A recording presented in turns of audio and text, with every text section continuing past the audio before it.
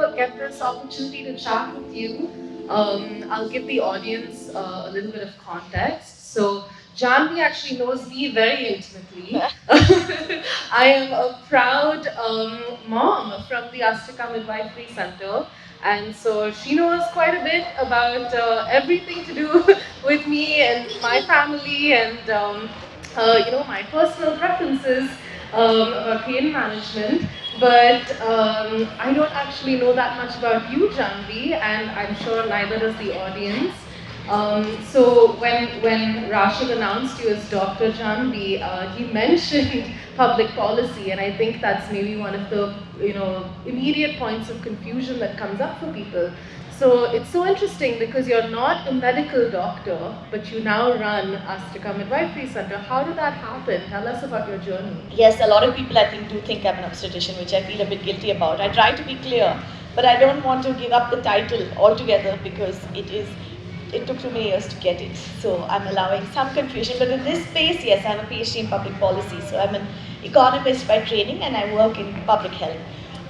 My PhD was in public policy, so it's still part of that whole idea.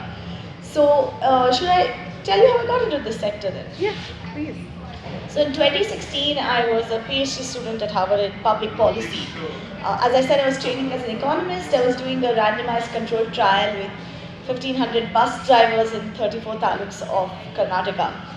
And because of the nature of my work, I was sort of going up and down between Cambridge, Massachusetts, and Bangalore. So when in Bangalore, I was staying at home but traveling for this this field research. And when I was in Cambridge, I was going to meet professors and attend seminars and so on.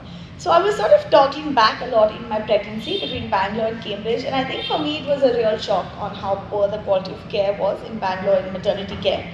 You know, when we think of India, we definitely think there are many underserved populations with inadequate maternity care, inadequate care in general, which is very true. But when we think of Bangalore, when we think of hospitals, we think of top-notch heart surgeries, liver transplants, excellent facilities, easy, ready availability to specialists, and all of that is true. I would say the quality of a surgery or an intervention or an ICU care in India is in Bangalore is top-notch, probably on par with anywhere in the world. The part I didn't realize is how bad the system is when it comes to protocols or deciding what to do. If you need a C-section, you will have an excellent one. The problem is you will also have a lot of C-sections you don't need at all. Right? So if you take the US where I was, the C-section rate at the national level in the US is about 32%.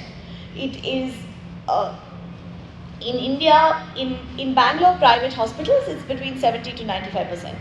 And I think probably all of you would agree with that based on your friends, families, so on. And these are numbers we have heard directly from doctors, from hospital management, from hospital owners. It is public data in many ways. The thing is, they have neither conducted an NHFS nor a census in many years. But the last NHFS in 2019 data was that in Karnataka, private sector C-section rates are 52%. So that has now been, 6 or 7 years ago, and we know from all the other data sources that it's increasing very rapidly. Even in government hospitals in Bangalore, urban has now climbed to like 40-50%, leave alone the private sector. So that was something that really disturbed me. I think I don't believe in natural childbirth. I'm very much a person from the allopathic mainstream, and what I mean by I don't believe in natural childbirth is that I'm not a person who believes things should be natural for themselves, right? A lot of people think Aastrika is about natural childbirth, but that's only because we're about using C-sections and other interventions only when needed. So when all your competitors in the city have 85-90% C-section rates and yours is 25-30 because you're only doing it when necessary, you will come across as a natural childbirth center. But I think all we are is a hospital which uses major abdominal surgery judicially. Not is that what it means to have informed choice? Is that what it means to have informed choice in your birthing journey? To think about when do you really need a C-section, and informing, like I think mums would also wonder, right, if it's so common, maybe I do need a C-section, maybe it's easier, yes. Maybe that's the way it's supposed to be. So yeah. Does that what it mean? I would not put this part into the informed choice bucket. I think the informed choice bucket more is when you're being recommended a surgery, but you will get the choice to refuse based on the situation. as opposed to what happens in most of India, in most of Bangalore. You know, this magazine being Luru magazine and about Bangalore, I'll stop worrying about the rest of the country and only talk about our city. You know, what you see in many places is what I call fear-based consent. That you're told that no, if you don't do this, it is an emergency, the baby has past meconium, the baby's fluids are too low, there's a cord around the neck, no, your baby is too big. You're given a very inappropriate and a misportrayed perception of the risks and benefits and expected to give your consent to surgery based on that. And that is consent, but it is not informed. It is fear-based consent because you have not been informed of the true risks and benefits. So that's what I think of more on when I think of informed choice. The fact that C-section rates are in the 80-90% range is more bad practice. I mean, it doesn't even reach the level of being anything to do with the mother. It is the hospitals and the providers who are not presenting appropriate choices, right? You can't, I mean, I can still quibble with 20, 30, 40, we can discuss is your population high risk and all, but there's just, you can't get to 80 and 90 without doing like a number of things wrong, not like one or two things, or like, yes, there's scope for improvement. I'm like, no, you need like a rethink of your fundamental model. So, is that what you discovered as you were going back and forth between Cambridge and Bangalore during your pregnancy? It was one of the things I discovered. I don't think I knew all these numbers, or now I'm very professionally invested in this space. Can you hear me if I keep it here as well? Yeah. Seems like a strong mic, yeah.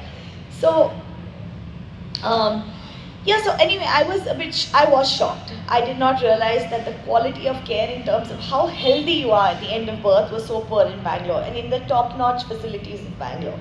I really, my impression of maternity care was, may not be great in Vanivilas or government hospitals in Bangalore, but of course your, named corporate brands are wonderful. And these days, Aastrika Foundation works in all these government hospitals, and I've updated my priors a lot to say that the government hospitals are never going to give you a comfortable experience or very good interpersonal dynamics with the staff. But the actual clinical quality of care in the medical colleges in Bangalore is probably better than the corporate hospitals in terms of what actually happens in terms of clinical care. When I was doing this back and forth, and I didn't want a baby in the US, that was in some ways the obvious solution. I could have just had my child at Harvard's high-end med school type places. But I really didn't want him to be a US citizen. And also, it was December, the sun sets at 4. It's not easy to parent in such conditions. So, what I found is that if I pushed hard enough, I was able to find Bangalore doctors who would say that yes, no, don't worry, yes, we know all that, but for people, we agree that C-section is not always best and we'll try our best for you. This 80% stat will not be for you. Since you really want it, we'll try. And that would have taken me to maybe a 25 to 40% probability of a C-section. But what I found, I could not find a single hospital or doctor in Bangalore who would agree to not do a routine episiotomy. Not one. So for context, a routine episiotomy is a surgical cut between the vagina and the anus, so in the perineum region, to enlarge the opening so that the baby's head comes out more easily. And when it is a practice which started in the 50s, 60s, even the 40s perhaps, and is now very routine. I mean, it is completely routine in Indian hospitals, Bangalore as well. As you can imagine, this is not necessarily a great idea. If you had a piece of paper and you cut it and then you tear it, of course it tears a lot more easily than if you take a piece of paper and start to tear it with 2 hands, right? So episiotomies often lead to far worse cuts, worse tears, because that surgical cut tends to extend. When done routinely, it increases the chances of 3rd-degree tears, 4th-degree tears, all kinds of bad outcomes. And I want to be clear, again, I'm not a natural childbirth person. I would not be like, okay, no, we should never use interventions. At Aastrika Midwifery Centre, our hospital, the episiotomy rate is 22% because there are definite indications. If the baby's heart rate is dipping low and there is some reason to deliver the child quickly, yes, it will speed up labor. If you're doing a vacuum delivery, it usually is beneficial for the mother. So we have a 22% rate, and that's what we think is good. But back then, and even now, I don't think there are many places in Bangalore which offer it. Back then, nobody that I found was, and I really thought about this. So keep in mind, I was a PhD student at Harvard at the time, right? So I was used to a very rigorous approach to data, evidence, and research. So when just jumping back to informed consent, one of the things which drove me batty at the time was that Harvard's ethics board was imposing the most extensive and exhaustive informed consent processes on me when it comes to talking to bus drivers and giving them, playing small games with them. It was like a 7-8 page consent form, translate calendar, which was executing for 1,500 people. And I was being given the most ridiculous lack of evidence-based consent in Bangalore's most expensive and top-notch hospitals. And it really annoyed me. Like, it's one thing. It's like the consent form is just another form, right? Yes, that you just sign fill it. and you don't even have to read it, don't bother, it's Yeah. got lots of words. Yeah. You're not truly. Yeah. And it was really exasperating because it's one thing to have, poor quality of care in government hospitals which are budget constrained. It is another thing to spend 2 to 3 lakhs to still get very mediocre quality of care. So anyway, I was very annoyed with all of that. So the episiotomy thing in particular, there is mountains of evidence that doing it routinely is a bad idea. Quality care improvements in India, all over the world for the last 30 years have been trying to be focused on, can you bring down your routine episiotomy rates? And again, this is where I say I feel in many, many ways the public institutions in India are doing better. Now I'm talking for all of India again. But medical colleges, AIIMS, Delhi, a lot of those places in the government sector have lower episiotomy rates than the private because there is a lot of pressure for quality improvement in the public health system in India. It's government funded for one, so there is pressure at some level even from the voters, right, that we are what you need to improve the quality of care. There's a lot of internal pressure from the health department, from each other, from conferences, etc. There is truly no similar thing I feel in the private sector. Clients don't know anything. When those of us, when we go out and about, we don't really know what to ask. So we go and judge all the corporate hospitals in Bangalore with how hotel-like they are and how good a hotel they seem like. Because we don't have the ability to judge the quality It's of true, care. a lot of parents, and myself included, one of the indicators on our checklist was, is there or is there not parking available at the facility? Because, you're thinking about what makes my life easier and what are some of the things that, as a pregnant person or as a new family that, would make your life more convenient. And those are things that actually should not be a part of any checklist at all. It is very much about the care. I mean, parking can be in our checklist. Like, we're moving. Aastrika Midwifery Centre is moving from Kumaraswamy layout to right here on JC Road, and we're very excited to now offer parking. But the point is, because there's such an asymmetry of information, and because women and families aren't able to judge clinical care, the decision making is entirely on things like parking because you cannot judge the doctors. In the US where I was, right, my hospital and all the hospitals in Boston, Cambridge, and I could have gone to any of them, were required to publish their overall C-section rate, their C-section rate for a specific category of defined, like removing certain high-risk mothers, and their episiotomy rates. And there is no such transparency in the Bangalore market. So, anyway, I took to my obstetrician all of the randomized controlled trials, this evidence-based clinical protocols, the systematic reviews, and all these mountains of this is what WHO says, this is what so-and-so said, to her and said, do you think, I'm not trying to change your entire protocols, but look at all this evidence. For me, can we not do a routine episiotomy? And she said, but Janhavi, all that research is done on white women, and you're an Indian. And this really stumped me initially. Again, this was the Harvard's fault, where this is the kind of thing you're drilled in by your professors. And I went back and I was like, is she right? Is all this research only on, is it non-contextual? Is there no external validity? So then I went out and first I found one in Saudi Arabia and I was like, at least it reached Asians. Then I found one in Pakistan and I was fully set to make an argument that we were one country, you can't ignore this. And then I found one from Maharashtra and I was like, now you have no excuses, I'm a Maharashtrian, it cannot get more niche than this, look. But by that time, my cousin sister gave birth in the same hospital, and by this time I was like 5-6 months pregnant. And with my nephew, there was pubic shaving, there was an enema. They didn't allow my brother-in-law in all the time when my nephew was born, and that shocked me because I was so steeped in maybe Western culture, and that it had never occurred to me that in India they might still be doing things like shaving and enemas and not allowing a birth companion. That hadn't crossed my mind. Because there was no Indian resource to look at. I was reading things like Emily Oster's Expecting Better, which talks about what to negotiate for in American hospitals, but does not really talk about these kind of things in India which have like 30, 40 years outdated in the US. It really never crossed my mind. So that gave me a real shock. And that's when I gave up on Bangalore hospitals. I said that, look, if they are at the level where they are not sure of enema, then no matter what they tell me on episiotomies, they won't do it. They're just too far from what I want. So I ended up traveling to Hyderabad to a midwifery-led birth center there with a midwife who lived and trained in the US, and Hyderabad, the obstetrician, running a birth center.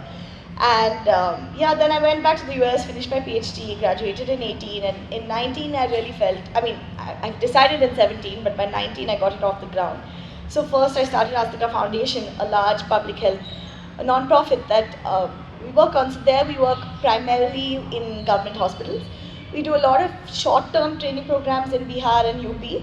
And in Bangalore, in Karnataka, we have an extensive partnership with the government of Karnataka to train professional midwives throughout the state. So we run a National Midwifery Training Institute here in Cheluvamba Hospital. In Vanivilas. We have state midwifery training institutes here in Vanivilas, at Cheluvamba Hospital in Mysore, and in Belgaum. And now we have working in a district hospital in Hassan, and it's a trainer of trainers cascade program. So slowly we are getting into more and more district hospitals. So that program is overall Tell us going more really about well. that program. What exactly do you train the trainers Yes. to do, and what have been the outcomes of some of that training? I will. I'll just quickly finish and then jump to midwifery, get into what you're talking about. And then in 2019 and in 2021, I started Aastrika Midwifery Centre, which is a private sector hospital where Dipti and Nikhil had their baby. Where I think, there was a lot of strategic intent to it as well, that Aastrika Foundation should not only be working in government hospitals. It's important for us to have a step in the private sector. 40% births are in this private sector. We need to walk the talk. If we showcase what rates we can have, what outcomes we can show, people will stop saying, oh, but this is all in America, and like, this is India, you do it and see, and stop dismissing us. And I think at a strategic level that has worked out really well for Aastrika Foundation and for me and for Aastrika. Like, the kind of credibility we have among people like AIMS Delhi or other major medical colleges comes out of showing the quality of work we do at Aastrika Midwifery Centre. But I also want to do it out of passion, right? Both that this is something I really wanted, this is something I felt Bangalore needed. I am a very Bangalore girl through and through. And come on, yeah, Bangaloreans are not the type who wouldn't go for this. They are not, it's filled with intelligent, aware, educated, passionate people who do put thought and effort into parenting. You can see it in the number of schools. There is such a plethora of fantastic, international, alternative, niche schools, and parents put so much thought into it. So I really believe that Bangalore parents were the type who would seek good quality birthing if it was possible. So it was also a lot of passion, and I think it's been wonderful, really wonderful. We've had more than 600 births, and I've met so many amazing Bangalore families, both who've been here generations or who are migrants, and a lot of expats also come to us because there's no such place other than this. So a lot of, so we have got people from like 15 countries who are expat families in Bangalore, and from every community, and like even obscure religions. We've had a Jewish rabbi and his children born at Aastrika. Like, there are not many Jews in Bangalore, but we know them. So it's been really wonderful, and and thank you for inviting me, because talking about this in a very Bangalore context, I've never had the opportunity so far. Yeah, no, it's wonderful. And I think it also shows you how the family expands, right? You as an Aastrika, as an Aastrika mom, you're exposed not only to, your own family growing, but also you become a part of the larger Aastrika community. And that's also something that's quite different from being an Aastrika mom as compared to being a mom at any other of, like you say, the top private hospitals. Because you run yourself these groups where women can come and meet, families can exchange information both before your birth as well as after, and the care never really stops. And that's quite unique and different in being an Aastrika mom. So Jewish families, German families, we've got quite a few in the community. In fact, we've had families from every continent so far except for South America and Antarctica. Oh, they're coming. We'll find them. Antarctica may be hard, but South America, if you guys know any South Americans, just send them to us. Otherwise, we've had Africa and everywhere we've touched. We're working on it. Yeah, exactly. So coming to midwifery, right? So I think I do want to touch on midwifery because that's the core of all our work, one of the cores of all our work. Midwives when I say midwives, I'm talking about professional midwives. So allopathic midwives trained in modern allopathic medicine. I think in India there's a lot of confusion because midwife is used very, Maybe take a pause and tell us all what is a midwife. Yeah. And what is the difference between a midwife and a doula? And anything else yes. that I may not know. Yeah, I think the confusion with midwife tends to be one is a midwife, one is a doula. One is what nurse midwives, because in India every nurse is called a nurse midwife, which just adds confusion. And what are known as traditional birth attendants, right? The traditional dyes, or like in the word for midwife in say Kannada would probably be referring more to the traditional midwife in the village. So all of those midwifery as a tradition did in fact emerge from the traditional midwives in the villages, but today when we talk about introducing professional midwives to India, we're talking about people trained in allopathic medicine who have nursing degrees as well as postgraduate 1.5 to 2 or even 3 years of training specialized in midwifery. So this is very common in Europe. In Europe, most births actually are done by midwives. In the US, about 10% are done by midwives. In Canada, Australia, most Western or developed countries have a strong midwifery cadre. But midwives in India, this type of midwife who are skilled, who have a lot of deep expertise in childbirth, are a very recent phenomena. The government of India introduced a program for that as only in 2018. And then because of COVID, honestly, it was on hold for almost 2 years. So it's a 5-year-old program at best that I can say. So December of 18 it was launched. May of 19, Aastrika was founded, Aastrika Foundation, and we have been, I'll come to it in more detail, but we've been a big part of the push for midwifery across the country. So what is the role of a midwife in birth? I think to tackle that, I'll start with what a midwife is not, because I think it's a little easier to understand. A midwife is not a traditional birth attendant who doesn't have formal training. B, a professional midwife is not a nurse midwife like an A&M or GNM, because all Indian nurses do have one course in their nursing degree on midwifery and are called midwives, but that is one course as part of a broader nursing degree. It's not a midwifery degree.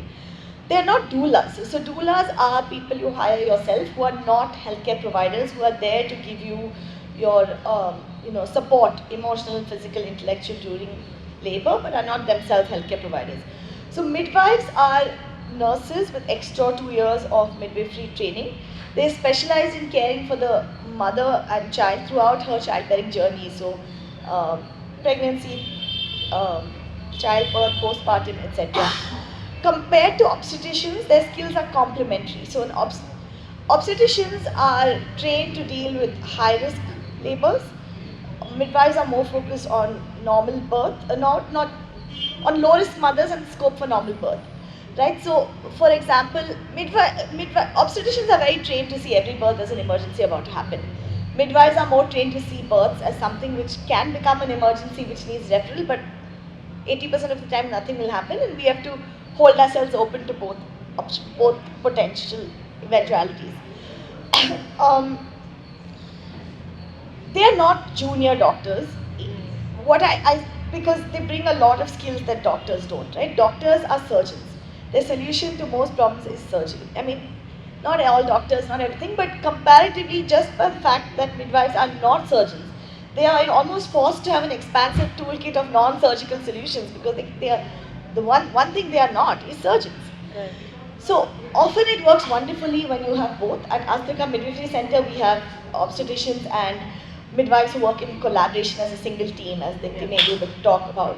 At Aastrika Foundation and in all our government hospitals, for now, midwives are operating separately. So the PGs in the government medical colleges are triaging mothers, saying, okay, low risk, you go to that midwife-led care unit. High risk, you go to this obstetric care unit, which is also how it works in the NHS. So anyway, there are many models of it, but in a sense, I would say their skills are complementary, because midwives give low-risk mothers better care than obstetricians do, for sure. They give all mothers, including high-risk ones, much higher quality of 1:1 care and compassionate care. And they bring insights which doctors don't. So I think at AMC, Aastrika Midwifery Centre, we reached a place where there's very good collaboration between our team. Yeah. But of course, Indian obstetricians have already started with a lot of skepticism of midwives. It's taken a lot of very exhausting work to get to this point. How do you do that? How do you build in empathy in a space where there's so much stress and tension and fear and nervousness?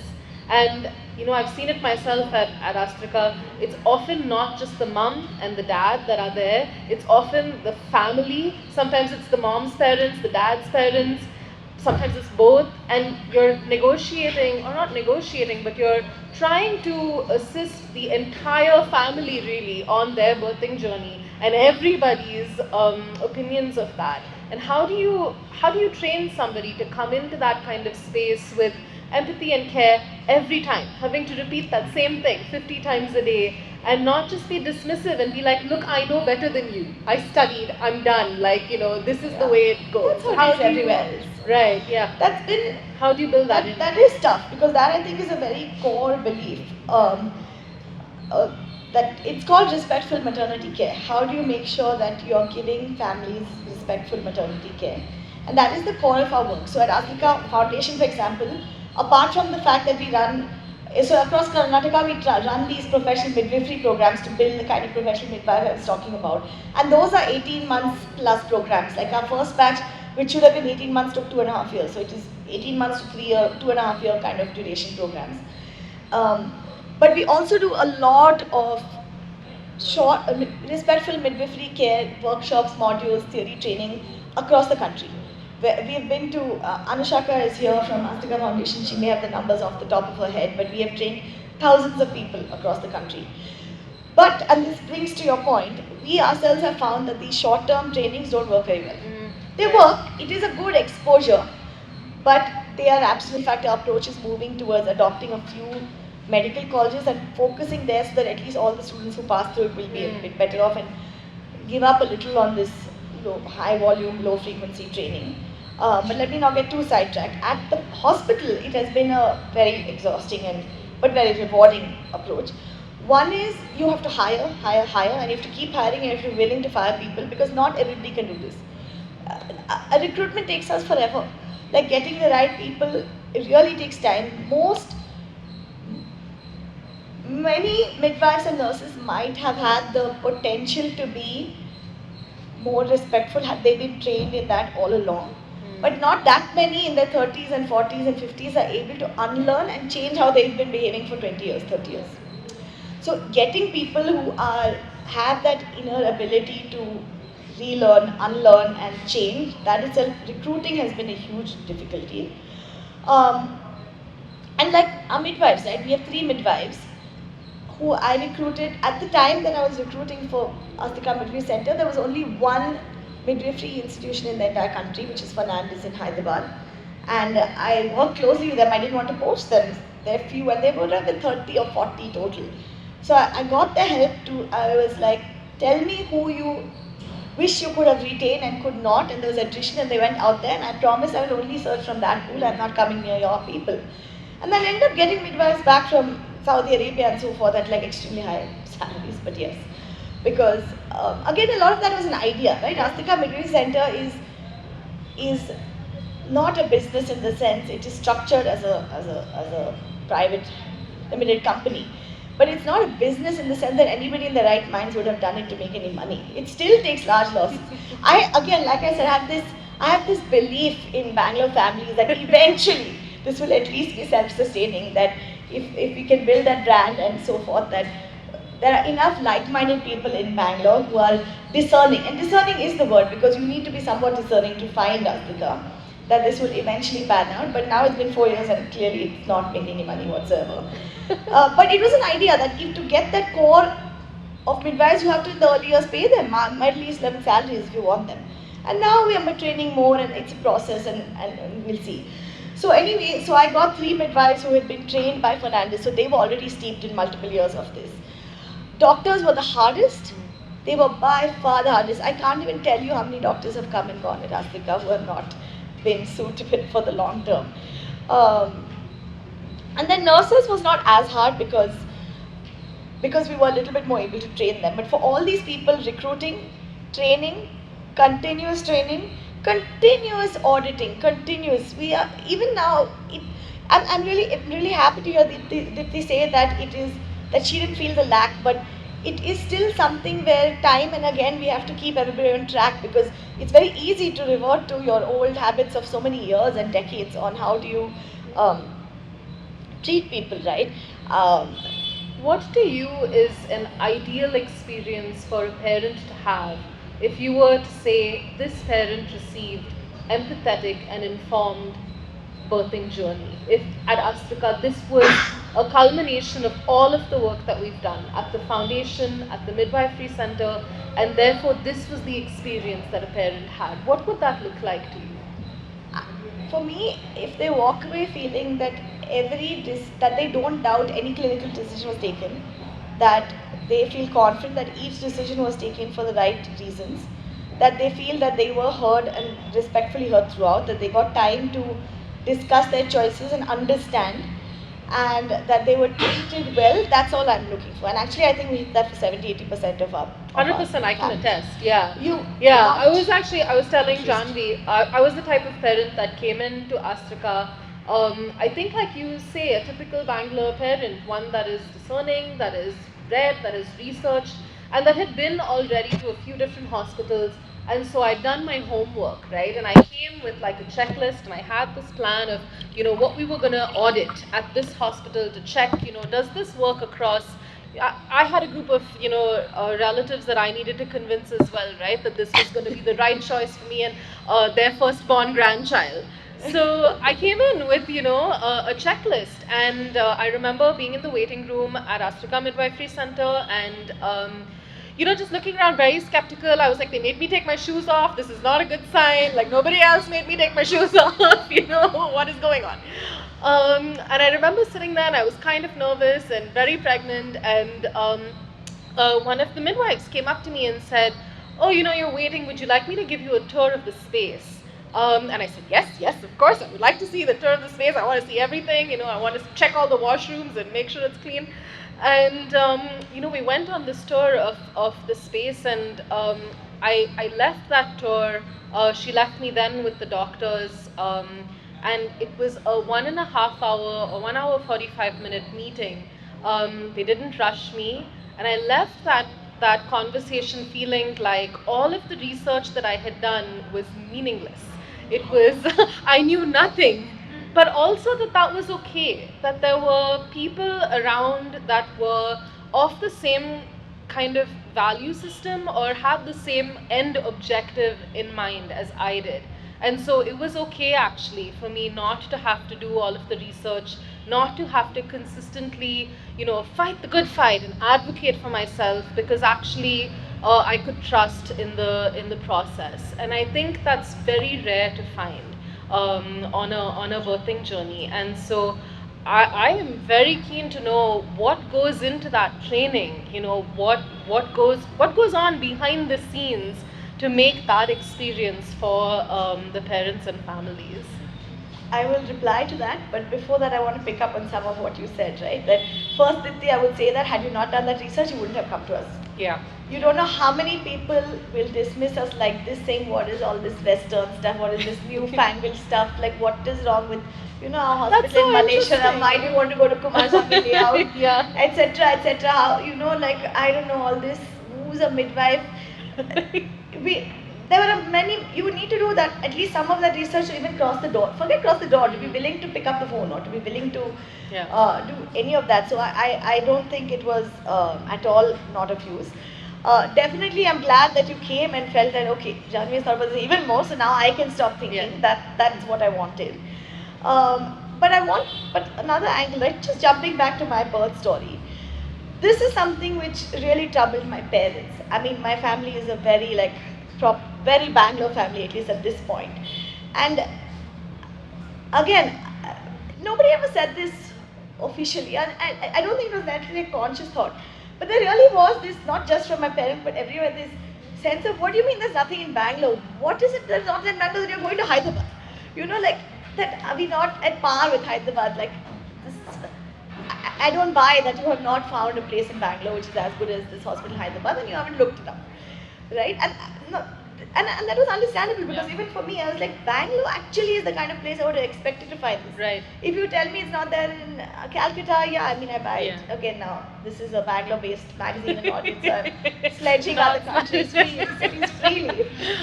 So it did shock me a lot. Yeah. And the other thing that a lot of people felt is that, but you know, we know all the right people in Bangalore. We've been here for so long. We network. Even if it's not their routine practice, I'm sure we can figure it out so that for you, they'll make sure that you're giving you what you want. And that at least was plausible. I thought it was possible that I could have negotiated that. But I thought it would never be as good as at Hyderabad, which I also think is still true. But more importantly, I did not want to give birth in a place where I felt that I was at war with the institution in the sense that it's like a battleground. Yeah. I have to keep advocating to myself. I need to know every single protocol, know what's good, know what's bad, be able to second guess the doctor, make sure that she's not making bad decisions, fight for my rights, advocate. And there are many people who do that even now. Even now when people say, no, I don't think I'm going to Aastrika, I'm going to go do that again. And that's not what I wanted at all for myself. Right. So I didn't, I mean, in the end, I'm very happy with the Hyderabad decision. I'm also happy I then set up Aastrika Midwifery Centre. The other, I know I'm not answering a question, but okay. Go for it. The other thing that I've very consciously tried to do, again, I'm an economist by training, right, is to be able to change Bangalore's private maternity hospital healthcare market. Right? It's not very big. There are not, firstly, the fertility rates are atrocious. Nobody has babies. So Tell us more about that. I didn't know No, let's that. not get sidetracked. But Karnataka as a whole has a fertility rate of 1.6, much less than replacement level. Bangalore is worse. Okay. And among the elite who can afford, not that Aastrika is that expensive, but at least among the private sector seeking market, it's even lower. So, no, we will not get sidetracked. But it's not so big a market. There are not so many hospitals. So even one hospital like Aastrika can change the market dynamics. So one of the things I was really passionate about, right, is that one reason I felt I had to go all the way to Hyderabad is that in Bangalore, because nobody was offering something different, the consumer, me in this case, didn't have bargaining power or market power, right? Like they say, if women can walk out of a marriage, they have a lot more power in the marriage, even if they never choose to walk out. Right. It's when there is no exit option for women that they don't have that power. So, a person in Bangalore who doesn't have who doesn't have the privilege I did to be able to afford to go and like stay in a hotel for 6 weeks and all of that in another city, is forced to select between Bangalore's market options in private sector maternity hospitals. And because they all offer routine episiotomy, they all do this, they all have high C-section rates, she is left choiceless in a way that she can't actually go out and do very much. So one thing I really wanted from Aastrika is that it gives women an exit option. And that puts pressure on the current private corporate hospitals. And it's been one of the biggest things I'm happiest about, is that has very much happened. We see it all the time. People come to us at the due date or the day after saying, I've known about you. It felt too far, but now my doctor said, come get admitted tomorrow for C-section, so I'm here. And then they'll come to us the next day. And the miracle is that you take them. Yeah. Yeah. Oh, please, have you heard the part about not making any money? We take them. No, because I feel like that's an important conclusion to say, because a lot of hospitals don't. A lot of them will be like, we have to have seen you through your journey and we can't admit you. And I feel like it's an important kind of thing to state. I mean, we would have taken them anyway, but considering that we need for tiles, we are extra happily taking them. Yeah. No, you shouldn't turn away anybody who comes to your door. I mean, if you have rooms. I would still give rooms to booked patients if I didn't have rooms. Yeah. So it's been wonderful because one is we see that people are coming to us last minute, which means that we are their chit, right? We are their exit option. They know we are there, they use it. They use it a lot. We have people, and then there are many more who have used our existence to bargain with their families, even if they don't actually come, because the family puts tons of pressure and then they don't come, but they do negotiate other things for themselves in that. And I know people who outright go and negotiate with doctors. Yeah. Like very openly. One of them explained to me, I said, if you don't give me 1, 2, 3 and 4, I'm going to Aastrika. And then she actually got delayed cord clamping, golden hour, like she got quite enough of her checklist that she said, okay, I'm not going to Aastrika. And at some level we lost that client, sure, but that made me, as an economist and what I was trying to do strategically, those stories make me so happy I can't even tell you. So all that was about Bangalore. And your question was, what do we work on, right? I mean, I don't think it's different from what I said. You recruit the right people. You build a constant culture. You audit all the time. You take client feedback very seriously. Like even one bad review in Google, the whole team will go into uproar. And especially if it's justified. Like one-star review recently, we all got really angry. The whole team said that was a 1 star, not like 4. 1 star because we took a 10,000 rupee advance deposit. I said, what? There was no other complaint. Like, what do you mean you can't take a deposit of 10,000 rupees advance? That one made us very annoyed. We slogged for that mother for 3 days. This is not fair. But if they say that no, I felt I was not heard, like I'm really happy that you got 1.5 hours of notice. But definitely a conversation the first tip. But we've definitely had people either say, oh no, I was rushed, or say that they gave somebody else 1.5 hours and I waited for 2 hours in the waiting room. Right. So we take all that very seriously. And I think it's right, holding each other accountable. You know, if we have not given somebody informed consent and respectful maternity care, that to me is a failure. I don't, people have C-sections, people need the NICU, those are part and parcel of care. We're not running we're running a hospital. Those don't bother me unless, as long as we did the right things. Bad outcomes, or not tough outcomes, don't worry me. But if every time that somebody feels they didn't get respectful maternity care or informed consent, I tend to feel like, oh gosh, we have failed for this one person. You take it seriously. I do. I mean, yeah. that it's not always good to take myself so seriously, but I get very stressed out. What I like to say is that no woman should walk out of Aastrika ever feeling that something was done to her. It should always be something was done with her and for her. And if she feels something was done to her, then we have failed, in that case at least. And I think we achieved like 98% not doing that. There will always be the one-off who at least perceives it was done to her, where we may still say, no, we told you. Yeah. But fair enough. No, I remember, so I had an emergency C-section after having, tried very hard and labored very hard to have the birth that I wanted.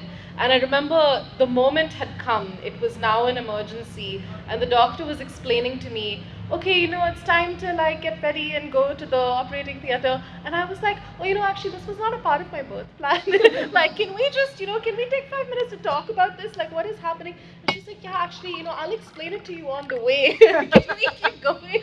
And it was like a really incredible moment to me, because I remember I was, of course, in labor and in so much pain, and still there was never a moment where the veil dropped. There was never a moment where somebody said to me, oh no, I can't take a minute to explain to you now, this is an emergency, chop chop Dipti, let's go. It was still very kind and considerate of yes, of course, we're gonna hustle, but we're still gonna keep talking. And I appreciate that so much. Can you tell us? Thank you. That was very Yeah. Can you tell us? That's of course my story, but you must have a favorite birth story from the Aastrika Midwifery Centre. Just to for the audience, put a little cherry on the top. Can you tell us one of your favorites? Before that, I keep adding to your questions. Again, I've known her, Nikhil, her in-laws all my life, right? In fact, again, part of this whole Bangalore reviving her spaces things, Ravi uncle and my father who did BATF, the Bangalore Gender Task Force, together in the 90s, which was one of the earliest efforts for this kind of urban revival, which now you see in BIC and in Sabha and so much. But this is 20, 25 years ago. So, and even before that, we've known them all their lives. And clearly, while Dipti and Nikhil were coming to Aastrika, nobody said anything, probably to both of us. And after their son was born, later on, both Hema auntie and Ravi uncle on different occasions told me that, your place was very beautiful, but we were very nervous in case there was an emergency. But there was an emergency, it was all really fine, and it was wonderful. I was like, okay. Everybody got off safe. They dare to tell either of us this in advance, I think. Yeah. So I was like, okay, good. And glad to hear it. What was my favorite birth? So it has to be one of the ones I was at. So in the first year of operations, I actually was at several, because that time we were setting up, and not that I was doing any clinical care, but exactly this kind of quality control and auditing and how do you make sure all the processes are right. So I had been at a lot of births, and then in 2003, 4, 5, I've been only at 4, which are all at when my friends give birth. And of the friends, I actually have to say that my favorites was Hamsini's, who was featured in this Yeah, in the Luru magazine. For magazine. any of you, this is the plug. If you haven't bought Yes. Luru mag, please do so now, and also shame on you. They're right outside. So I've been in other births, but either they were fast or they were in the day, and I felt like I didn't do much. Hamsini's was a birth where it was slow enough that it was an experience versus being, oh shoot, I'm stuck in traffic in JP Nagar and I will not reach, which is what happened the other day. Um, that was my birth experience for that friend. I was like, I'm in traffic. I may come, I may not come. Congratulations. So, yeah, exactly. So, but Hamsini's was there. It was at night. It was very peaceful. Them, Salome Chechi, our midwife, me were mostly the only ones around for most of the night. It was a very beautiful water birth. I got to do a lot of birth photography. The picture in the magazine actually is my. Okay. I took it. I didn't ask for any photography credit or anything. I took that. It's picture. on record now. It's on record now. God is recording this. I took the picture. It was just beautiful, peaceful, soothing. I think it's very, again, listen, I would feel bad that we didn't manage to give you this thing, but like you should walk away feeling, like everybody should walk away feeling that whether it was a C-section and instead I own mine. It's my own. And this is what was intended, for yes. me. Yeah. Yes, exactly, because it's not in our control. Exactly. But I would still say that if it works out for somebody, water births have this beauty which is not, I've not been able to find it. And I did not have a water birth, by the way. In fact, I didn't want one. But I've seen them now, and there is because it's such a cocoon, I think it has a very private beauty to it, which is hard to repeat in other situations. So I would put that as my favorite, and you can read all about it. Yeah, you can read all about it.